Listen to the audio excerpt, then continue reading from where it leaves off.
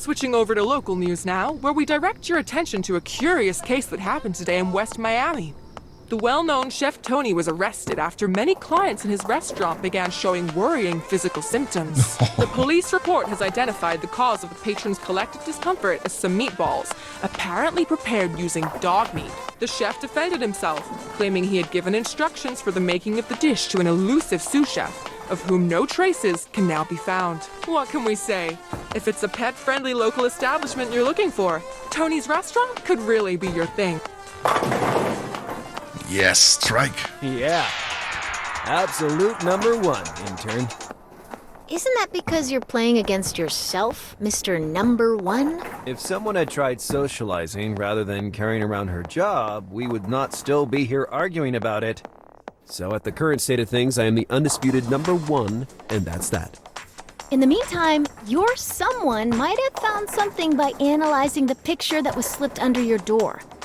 I couldn't find any information on the man in the company of Kathrin Mulzberg, but the logo visible on the building gave me a lead to follow. It's a decommissioned factory belonging to a company called Fallen Rose, for which I've written the address down. Unfortunately, there was no way to... Yes, all right. It's all very compelling. But we'll think about the factory tomorrow. Now put down that infernal device and let me see what you've got. You really had it coming, small-time detective.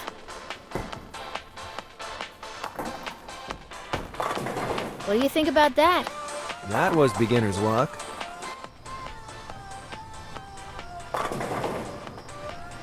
And this? That was clearly a foul.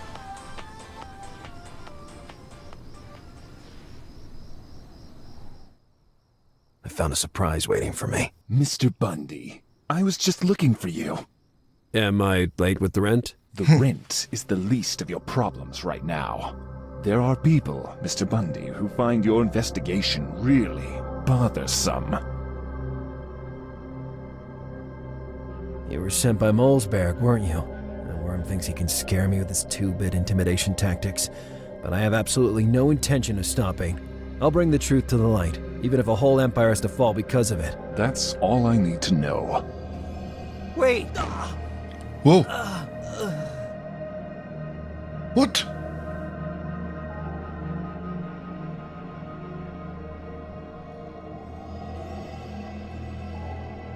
I'm listening. Cooperate, and maybe there will be no unpleasant consequences. Many influential forces are at work in this story, Mr. Bundy.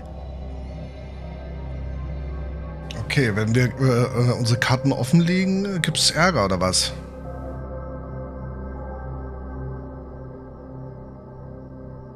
I'll take the bait. What do these forces at work want from me? That you don't try to push beyond your capabilities. That you accept your place as an insignificant exile and spend the rest of your life in the shadows. You have a choice to make, Bundy. Choose wisely.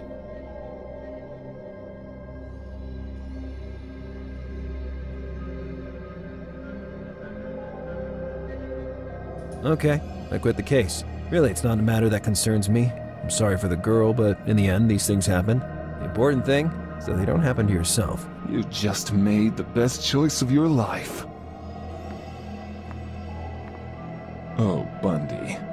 Just some advice. Let this be our last meeting. The guy had been clear and explicit. I could be sure that if I didn't comply with his demand for answers, he'd kill me without giving it a second thought.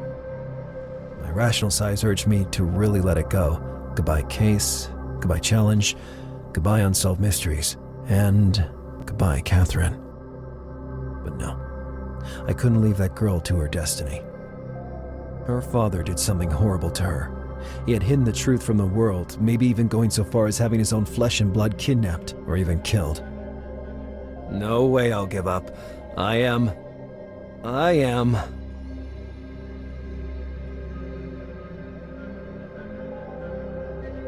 up against the wall.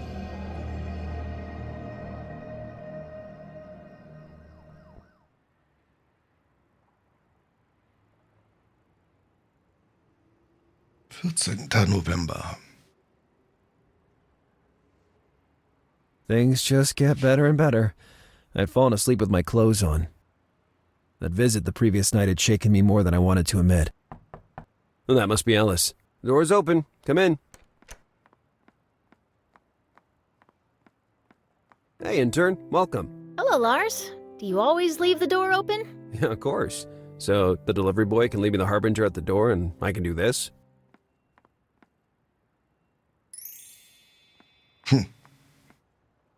Hey, Alice, look at that. Did they finally find Ramos? Much better. Today, the harbinger is giving out firecrackers to celebrate the 50th anniversary of the opening of the newspaper. You get excited over very little sometimes. But it's a pop-up. One of those kinds that explodes if you throw it on the ground. So cool. I was expecting different furnishings. You look more like a guy with a toilet in the bedroom. Everything was more or less already like this when I got here. Hey, what do you mean by I look more like a guy? Well, at this point, I'd say it's best to leave behind the beating I gave you last night and focus on the job. Are you talking about when the ball slipped and landed on my foot, or when you elbowed me in the stomach mimicking your Lar swing? Well, I did get a strike, right? Yes, in another alley.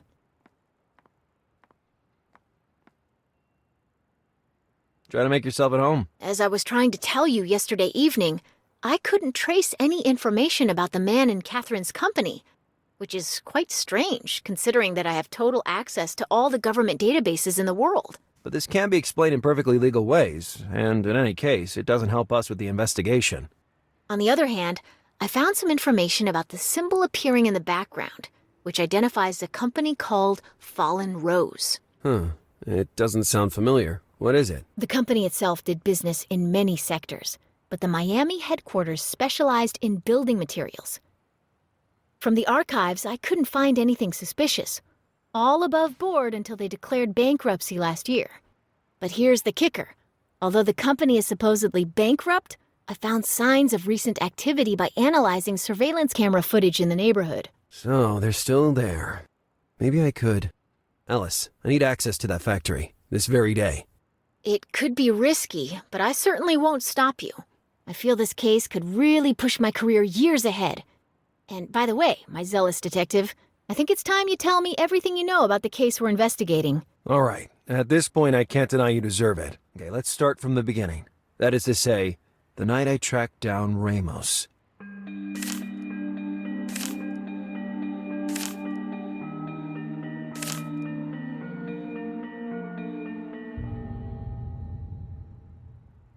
This is, in broad terms, what pushed me to investigate the Mulzberg case. I'm still not totally clear on the relevance of the porn magazine. Oh, that? Wait, I can explain that in more Doesn't matter. Anyway, it's really absurd. How did you manage to get yourself involved in a case like this? This could be my big chance at redemption, Alice. I'm not ready to surrender yet. I get it, but now I'd better get back to the office. I really can't afford to be late. I'll leave with you then. I expect this will be a very emotional day.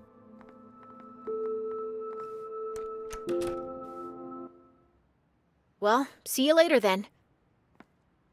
Alice's contribution was crucial, giving me another lead to follow. An abandoned factory belonged to the Fallen Rose.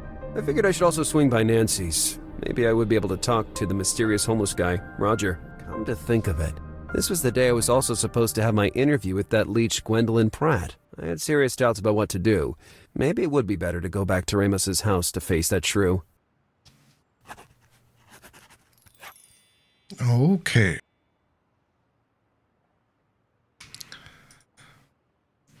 Die Zeitung gucke ich mir erstmal hier an. Da ist sogar eine Kerze. I was surprised to find Ramos in the lead story. According to an information leak, the night before, there had been 2 murders at the same time in the city of Concord, Massachusetts. The journalist was reporting on a connection between the murders and Ramos being on the run, but I still couldn't believe Blowtorch would have been able to reach Massachusetts with all the security checks in place. The article was written by Pratt. God, that vampire was everywhere.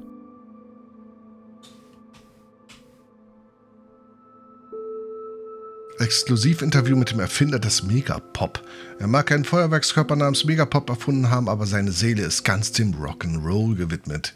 Sein Name ist Christian und in den letzten Monaten hat er einen Weg gefunden, das Rampenlicht direkt auf sich zu richten. Tatsächlich verfolgen viele seinen rasanten Aufstieg in Richtung Guinness-Weltrekord. Ein Meilenstein, den er schon fast erreicht zu haben scheint. Als wäre das nicht genug, hat sich unser Mr. T eine neue und extrem laute Methode ausgedacht, um unsere Aufmerksamkeit zu erregen, indem er einen Feuerwerkskörper der nächsten Generation patentieren ließ. Es handelt sich sich dabei um einen kleinen Zylinder, der explodiert, wenn er mit der Wucht auf den Boden geschossen wird und der einen donnernden Klang ähnlich dem einer Feuerwaffe erzeugen kann, jedoch ohne jegliches Risiko. Ich liebe Explosivstoffe, dieses markerschütternde Gefühl, wenn man etwas potenziell Tödliches in der Hand hält, sagt er uns. Ich habe immer davon geträumt, einen Feuerwerkskörper zu entwickeln, der mir die Nervenkitzel der Gefahr gibt, ohne dass ich ins Gefängnis muss. Das Interview geht weiter auf Seite 22. Okay. Den haben wir ja gekriegt hier, ne? Das heißt, wahrscheinlich brauchen wir das zum Simulieren von einem Vorfall. Also ein Schuss oder so. Was sagt die Uhr? Ich denke mal so 10 Minuten oder so. Gucken wir mal noch rein. Wir wollen also, genau, wir müssen, nicht wir wollen, nochmal zur Promenade. Da ist er. You are Roger the Tramp, aren't you? Firstly, the term tramp is now considered inconsiderate, and the preferred nomenclature is homeless person or transient. Secondly, it is very rude to address a stranger by name without introducing oneself first. I beg your pardon, but I didn't realize I was in the presence of the Baron of Sussex. Do not be absurd, boy. I'm not the Baron of Sussex. I'm Duke Roger Emerith Ravendish III from Derbyshire. Yet you live on a bench and you have a torn shoe. I also rummaged through the refuse, to be completely honest. This guy was a real madman. Well, Duke Ravendish, may I ask you a few questions? I am at your disposal, at least for the present moment. So you are an actual nobleman? The Ravendish family dates back to the 16th century, during the time of the controversial Henry VIII. I can only wonder how an actual duke ends up living on the street. I do not think my story would be of any interest to you, lad. Do you remember where you were 2 nights ago? At Chef Tony's, a modest 5-star restaurant located in the West Miami district. You answered with extraordinary promptness. I stick to my weekly schedule precisely. It's a carryover from my old life. I see. Do you remember if you saw or heard anything strange? Might you be a detective, young man? Of course I am. Do you want to see my badge? Your poor attempt at dressing like Sir Arthur Ignatius Conan Doyle's character is enough for me. What's your point? If you are a detective, it means that you are a representative of the authorities, or at least you are in contact with them. Ergo, you can help me save my camerops humilis. Your what? My dwarf palm. My shelter from the warm, sultry summer days in Miami. I have spent my afternoons basking in the shade of its leaves for years, and now it is at risk. Explain. Recent studies have revealed the presence of the red blattodea on these picturesque beaches, a disturbing and voracious insect that can prove lethal to these plants. My palm was judged to be sick, which was clearly a rush evaluation. Just a glance will suffice to see that it is in perfect health. I think I understand what you're getting at, but I have to point out that someone could consider this an attempt at bribery. I am not offering goods in exchange for a service. Any assistance would simply bring peace to my disturbed mind and therefore encourage me to remember. That man was used to these kinds of negotiations. He sure knew how to bargain. All right, let's see what I can do for your palm tree. Make that red mark disappear, and then you may ask what you will.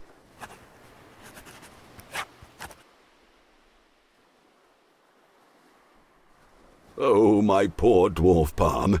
If only someone would take care of removing that symbol from its cortex. I think I know perfectly well who that someone is. Quid pro quo. Bis morgen, Lieutenant. Ja, hier ist auch gleich. Wie gesagt, ein paar Minuten und dann geht's ja Don't auch leave the los. country, Duke Ravendish. Richtung Bett. I would be reviled for doing so. Okay, haben wir irgendwas zum Reinigen? Wir haben nur Balsam. Balsam ist aber nichts zum Reinigen, nein. Wir haben einen Marker, den wir die ganze Zeit schon nicht benutzen konnten. That red mark with fresh paint sentenced that poor plant to death. It had to disappear if it wanted to obtain Roger's help. Können wir den Balsam darauf schmieren? Wahrscheinlich nicht. Wir brauchen irgendwie Reinigungsmittel oder Maybe. so. Ne? Or maybe not. Maybe not. Okay. Typical seaside place. Ja. Nee. Du sollst es ja wegpacken. So. Was haben wir denn noch? Look at that, Jimby. The brave Lazarus Bundy has really come to see us.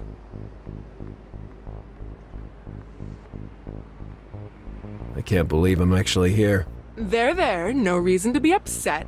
I can assure you you've made the best decision of your career. I'll content myself with the assurance that you won't smear me out of turn. All right, so I'd say we've got everything we need to start rolling.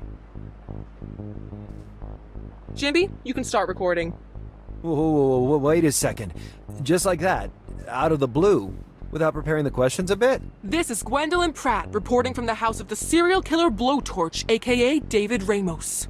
We have with us the detective in charge of the case, Lazarus Bundy. Good evening, Mr. Bundy.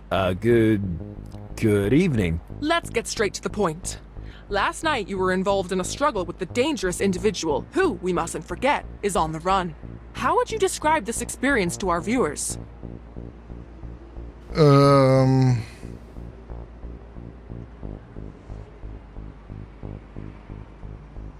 know what they say, the bigger they are, the harder they fall. Tatsache. Ramos is huge, but I exercise a lot.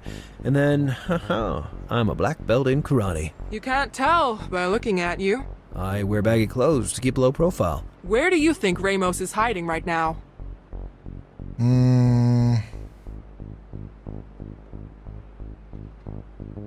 Das ist sicherlich noch in der Stadt. I'm afraid that lunatic has unfinished business with me, so no doubt he's still in town. If things are really as you say, I'm sure Seamus Burton will hunt him down wherever he's hiding. The respectable Seamus Burton, who always diligently watches over our city of Miami. Na, Let's das cut to stinkt the doch chase, gerade. Detective. How do you answer the accusations that you purposely let Blowtorch escape just to have someone to hunt down to keep your already at risk job? Already a risk job? What are you talking about, you ugly witch? It's no secret that you've just been fired, Detective. Or I should say, ex-detective. I wasn't covering up anything. I was fired specifically because... Facts tell another story, Bundy. It seems you've been in difficult waters lately. That your alleged detective skills have been, how can I say it, deteriorated for quite a few months now. My understanding is that you haven't successfully closed a case for at least 6 months, ex-detective. How do you answer to this real data? Enough, Pratt. I knew I was making a mistake coming here, but your lowness knows no bounds. One more question, Bundy. Have you given any thought to your immediate future? I doubt that anyone will offer you work after what you... As you wish. I'm Gwendolyn Pratt. Back to you in the newsroom. Oh, ist die fies. I told you, Bundy. The important thing is not for the audience to have the absolute truth, just a plausible one. Have a good day. Fox Go News sage ich dazu. to Bildzeit. Hell. Genau so. I knew it was a bad idea to challenge Gwendolyn Pratt, the Queen of Mud. And so my decline in those previous months had become a matter of public domain. Anyway, who cared? My crisis had been leaked, yes, but not the real reason behind it. They could speculate, but the real truth was mine alone.